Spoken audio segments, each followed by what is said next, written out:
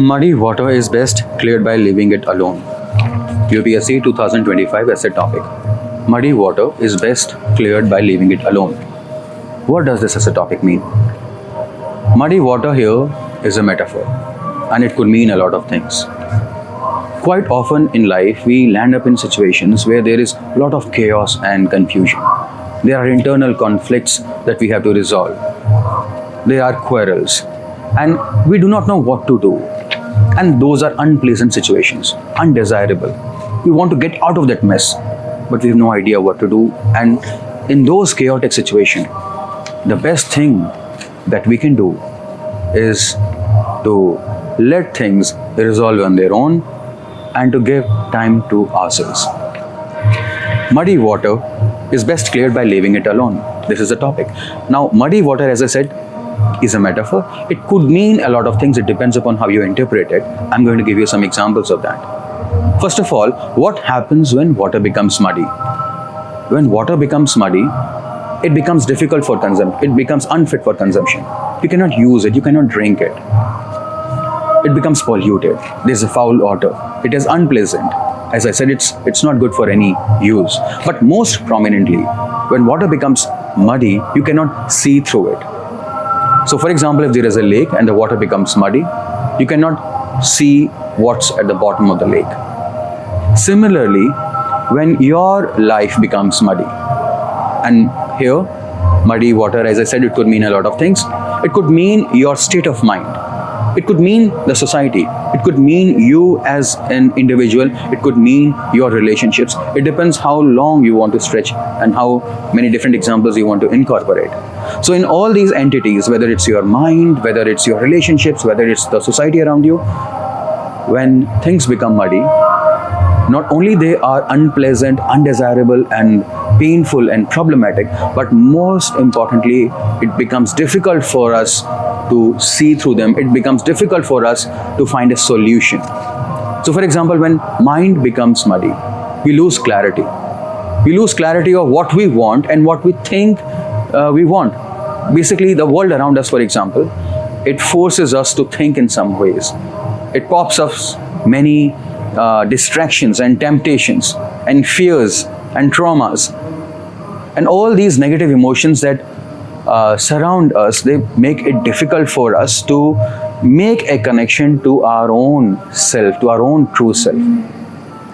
A similar idea was mooted by Patanjali in his famous treatise on yoga. Yoga has been interpreted in thousands of ways in all these thousands of years, but how Patanjali defines yoga, it is in the first chapter, first verse, Yoga Sutra. The first Yoga Sutra, the first formula, the first shloka is Yoga equals Chitta Vritta Nirodh. Chitta means the mind. So whatever the fluctuations in the mind, the inner mind takes place, yoga means to suppress or to control those fluctuations. Why? Because those fluctuations make it difficult for us to know our true self. Patanjali gives a very wonderful example here, that consider there is a lake, and in the bottom of the lake, though you can see through the bottom of the lake, and consider the bottom of the lake as your inner mind, which is normally accessible to you. But when fluctuations are there, when there are negative emotions, when there is greed, when there is anger and all these emotions, desire of revenge, lust, and all these thoughts are there, then it becomes difficult for you to know yourself. You lose your connection with yourself, and then situations become problematic. So how do we make a connection with ourselves? How do we find solutions to our problems? The best thing here is to remove that turbulence. And how do we remove the turbulence? When the water is left on its own, when the external disturbances are eliminated, those external agents who are shaking that water or who are adding some sources of currents or movements in that water, if they are removed, if the turbulence is removed, then there is a great possibility. There is external disturbance here also, some mosquito, some big insect. So if that is eliminated and the water is left on its own, then there is a high possibility things will get back to normal. Let us take some examples. As I initially said, and I say this forthcoming couplet, I am going to present before you a couplet of Wasim Barelvi, and I have used this Wasim Barelvi's couplet a lot of times in a lot of videos. In my classes and my YouTube discussions, I often use that. वो झूठ बोल रहे थे बड़े सलीके से, मैं एतबार ना करता तो क्या करता. They were speaking lies with so much conviction. What else could I have done besides trusting them? So in this world, we are surrounded by so many lies and deception. The advertisement industry, for example, social media, the politicians, they spew so much venom and distractions in us, so much fear in us, that it becomes difficult for us to know what the reality is. And in these situations, we lose our peace. There is turmoil in our minds. This essay is very similar to an essay that was asked 3-4 years ago. That was something like this: that peace, that mindfulness is a manifesto to a tranquil self. I've already made a video on that. You can refer to it.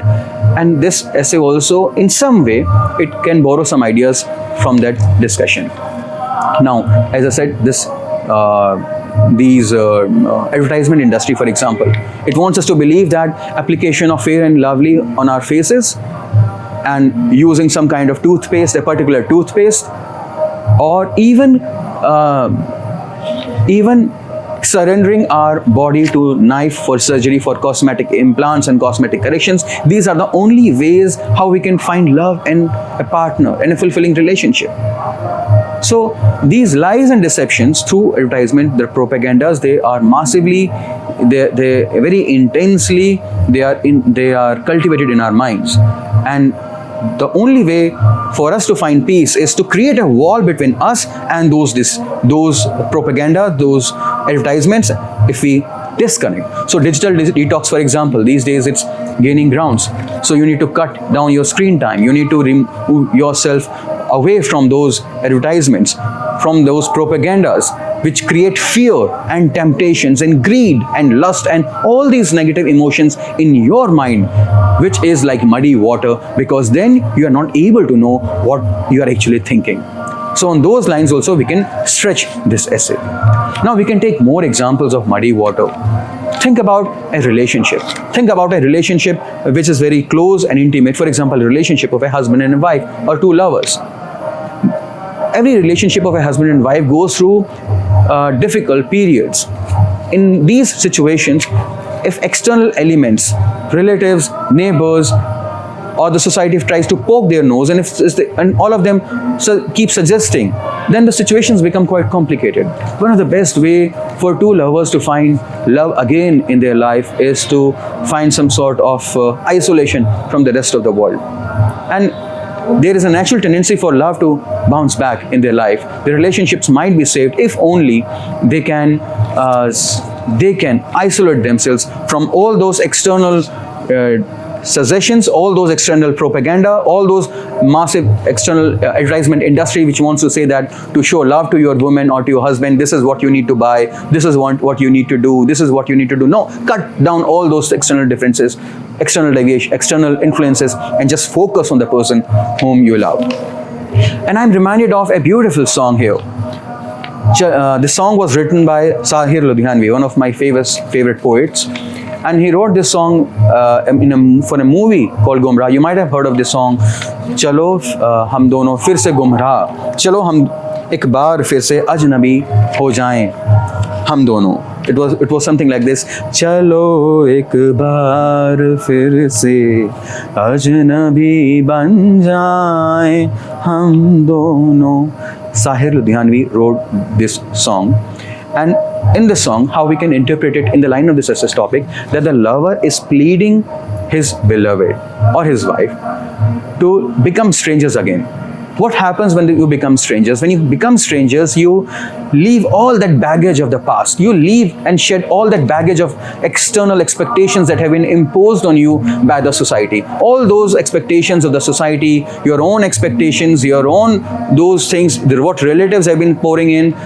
When you remove all those things and you leave your relationship and to its original state, when you return to the original state, there is a high chance that love may emerge again and you may again start loving each other. तुम्हारे साथ भी गुजरी हुई रातों के साए हैं, तारुख रोग हो जाए तो उसको भूलना बेहतर, ताल्लुक बोझ हो जाए तो उसको तोड़ना अच्छा, वो अफसाना जिसे अंजाम तक लाना न हो मुमकिन, उसे एक खूबसूरत मोड़ देकर छोड़ना अच्छा. These were the remaining lines of that song, though the song takes a slightly different turn, but the heading of that song, and if I was writing this essay in an exam, I think I would have possibly confined myself to this statement itself, that chalo ek baar fir se ajnabi ban jaye hum dono.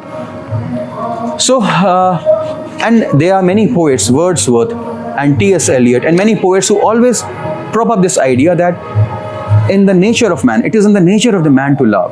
It is the nature of the man and the society to live in harmony, to live in love, to live in peace.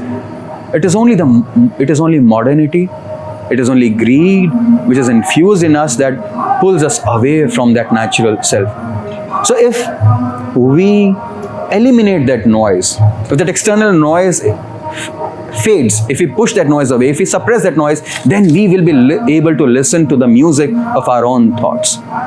So if you want to listen to the music of your own thoughts, your own desires, it is important to suppress that noise. And how that can happen? That can happen when the mud is allowed to settle on its own. Leave the water on its own. The mud will settle. Clarity will again emerge. Okay, so if we move forward from here, a very practical example I can give you here. Quite often in life, we are carried away by intense emotions of hate or dislike, or love and lust, or rather lust and greed for some persons. We feel like spewing hatred, or we feel like engaging sometimes even in violence or in abusive words when we are overtaken and possessed by anger. In those moments, if we give some time to us, if we think, okay, I will react, but not before 1 or 2 days. I will give some time to ourselves. Then in that time, possibly those intense emotions, they might suppress. Whether those emotions are of hatred and dislike and violence, whether those emotions are of greed and lust, or sensual pleasure or carnal pleasures. If we let those emotions suppress by giving ourselves time, there is a high possibility that sanity will prevail, peace would prevail in the longer run. So here I would try to interpret this topic, muddy water is best cleared by leaving it alone, on these lines, that give some time to a system to heal. Give yourself time. There are cracks in your relationship, there are cracks in your mind, there are cracks in your body, there are cracks everywhere. Give some time for those things to heal. And those cracks are not even bad thing per se. Cracks are where the light enters in, and the healing takes it starts taking place. That was a thought that was told by Rumi. So here I'm suggesting that by leaving the muddy water on its own, we could say, give time to a system, give time to yourself. And when the time is given, situations possibly would revert to normal. A very practical example I'm giving you from slightly larger macro structure. Consider a state or a district where riots start taking place. When situations get out of hand and 2 or more communities, they start engaging in violence, in a riot-like situation, the first thing that the administration does is it imposes Section 144, or it imposes curfew. So what does curfew does? Curfew, it pushes people back to their homes. When people are pushed back to their homes, then and they are forced to be there in their homes, what happens is they are made inactive for 1 or 2, 3 days, and in those 2, 3 days, emotions they subside. Those emotions of revenge and violence they subside, and then again sanity prevails. People normal behavior returns, and those riots administration is able to control. So give yourself time. So situations would be positive, and system will return to normal if time is given to it, if things are allowed to be settled on their own. So these are some of the lines on some of the ways in which you could interpret the topic. But now I would move forward, and I would try to link this topic, to take this topic in the directions where we try to look at it in a contradictory way. So is it always possible to leave things on their own for rectification? We are talking about a state, for example, a law and order situation. When you're talking about law and order, yes, societies have an innate way of loving each other, but there are some extreme antisocial elements. Those, for example, who have a history of killing people or raping women or indulging in violence. Now, these antisocial elements, unless they are exterminated, unless they are picked up, put in prisons or terminated, you cannot expect law and order to return to normal self. So it is law, the state, the government being the custodian of